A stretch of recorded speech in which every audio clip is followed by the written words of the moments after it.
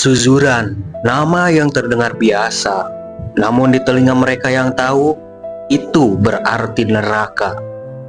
Bukan karena gelapnya tempat itu, melainkan karena tidak ada cahaya yang bisa bertahan lama di dalamnya.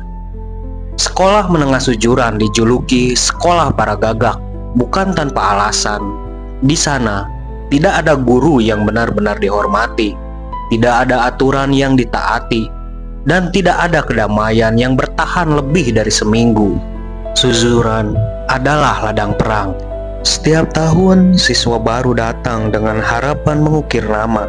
Sebagian ingin menjadi legenda, sebagian hanya ingin bertahan.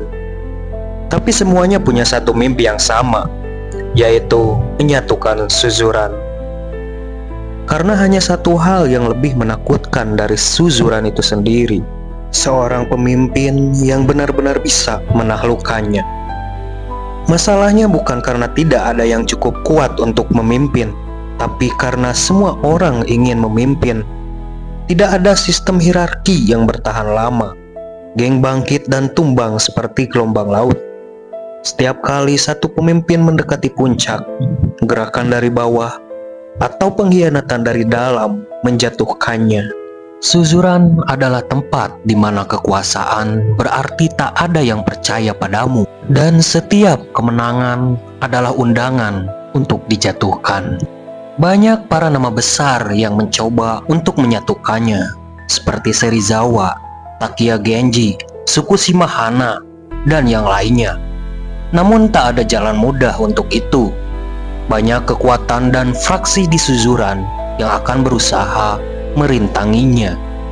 Selain itu, ada juga faktor lain, yaitu orang-orang yang hanya ingin menjadi penyeimbang kekuatan di Suzuran seperti Zeton, Boya, dan Buriko. Mereka sangat kuat, bahkan sudah ada pada tahap sampai di posisi puncak, tapi tidak berniat untuk menjadi pemimpin dan menguasai.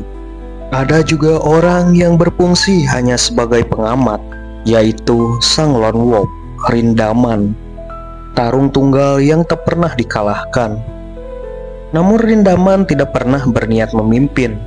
Ia berdiri di luar sistem, menjadi semacam penjaga gerbang bagi siapapun yang mencoba jadi raja.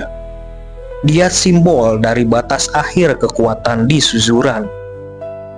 Jika kau ingin menguasai sekolah, kau harus melewatinya, dan tak ada yang pernah berhasil. Lalu, hal yang menyulitkan lainnya adalah karena banyaknya fraksi-fraksi kuat yang menolak tunduk pada siapapun. Seperti fraksi Bando yang bahkan mempunyai kedekatan personal dengan anggota geng The Front of Armament. Lalu ada fraksi yang tidak bisa dianggap remeh, yaitu fraksi-fraksi independen atau fraksi non-koalisi yang mencoba naik ke puncak.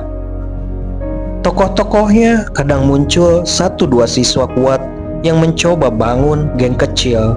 Karakteristiknya tanpa struktur kuat tapi penuh ambisi, muncul ketika terjadi kekosongan kekuasaan. Selain faktor tadi di atas, ada juga faktor lain yang harus dipenuhi untuk menyatukan Suzuran, yaitu seorang yang berjiwa pemimpin wajib dimiliki bagi siapapun yang ingin menguasainya. Kita ambil contoh dari live actionnya era seri Jawa dan Takia Genji. Meskipun jalan cerita yang sedikit berbeda dari manganya, tapi ini bisa mencerminkan apa yang terjadi di dunia manganya juga. Seperti kita ketahui, Genji berhasil mengalahkan Serizawa dan anggotanya, yang pada saat itu Serizawa lah rajanya. Namun, setelah pengambilan tahta raja, apakah Genji bisa menyatukan Suzuran? Jawabannya adalah tidak. Genji yang berharap setelah mengalahkan Serizawa akan menjadi jalan mudah baginya untuk menyatukan Suzuran. Namun, kendala lebih parah karena gaya kepemimpinannya yang angkuh. Hal ini dipicu karena kesembronoannya saat ia kembali mengobarkan genderang perang dengan Housen, yang pada saat itu padahal sudah ada perjanjian damai yang oleh generasi sebelumnya telah dijaga. Hal ini dinilai buruk di mata siswa-siswa yang ada di Suzuran. Terbukti saat akan memulai peperangan dengan Housen, banyak orang-orang yang meninggalkan Genji. Bahkan anggota yang berkumpul pada saat itu tidak sampai setengahnya. Jadi itulah, selain kekuatan, gaya kepemimpinan pun berpengaruh terhadap faktor penting yang dibutuhkan untuk penyatuan suzuran. Lalu juga, Genji tidak memiliki karisma yang kuat seperti Serizawa. Hal ini terlihat ketika Serizawa Army meskipun telah dikalahkan, para anggotanya tetap loyal terhadap Serizawa. Genji tidak punya daya tarik. Ia hanya berhasil membawa Mikami Brother ke sisinya. Akhirnya, kekuatan tanpa arah dan kepemimpinan tanpa karisma hanya akan membawa kehancuran. Seperti Genji yang jatuh bukan karena kalah bertarung, tapi karena gagal membaca hati para gagak.